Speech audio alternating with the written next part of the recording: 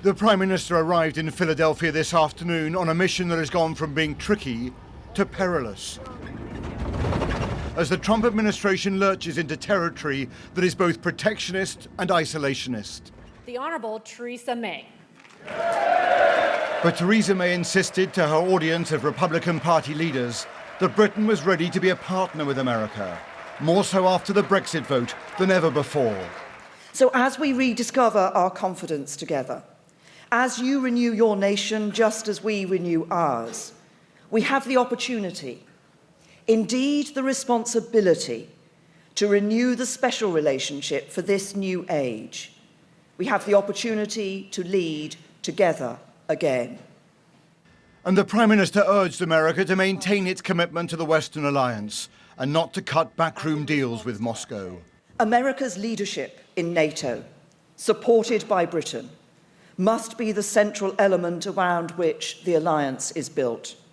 We should not jeopardise the freedoms that President Reagan and Mrs. Thatcher brought to Eastern Europe by accepting President Putin's claim that it is now in his sphere of influence. And she expressed her hope for that all-important post-Brexit trade agreement. A new trade deal between Britain and America must work for both sides and serve both of our national interests. It must help to grow our respective economies and to provide the high-skilled, high-paid jobs of the future for working people across America and across the UK.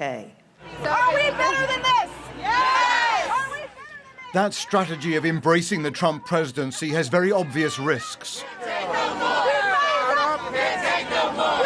As protesters show today, and as more than 1 million did last weekend, many Americans have been taken aback by the tone and abrasive manner of this young administration.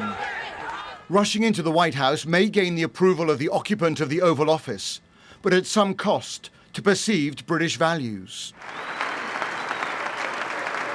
Donald Trump also spoke at the Republican gathering, once more showing contempt for multilateral trade deals. That will be uncomfortable for a Prime Minister who believes in free trade, even if it gives her hope of an early post-Brexit agreement. But there'll be one-on-one. There won't be a whole big mash pot.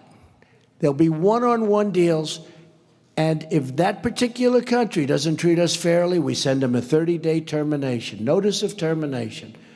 And then they'll come and say, please don't do that, and we'll negotiate a better deal during that 30-day period. The president is still getting used to the powers that come with his office. Great plan. Really beautiful. Luxuriating today in the comfort of his first trip aboard Air Force One. Despite the Prime Minister's plea today, Trump's early executive orders hint at a fortress America that may be reluctant to take on a leadership role in international organizations. Thank you. Theresa May is now navigating one of the most sensitive diplomatic missions imaginable, trying to cajole a maverick president back into the mainstream of international diplomacy. Robert Moore, News at 10, Washington.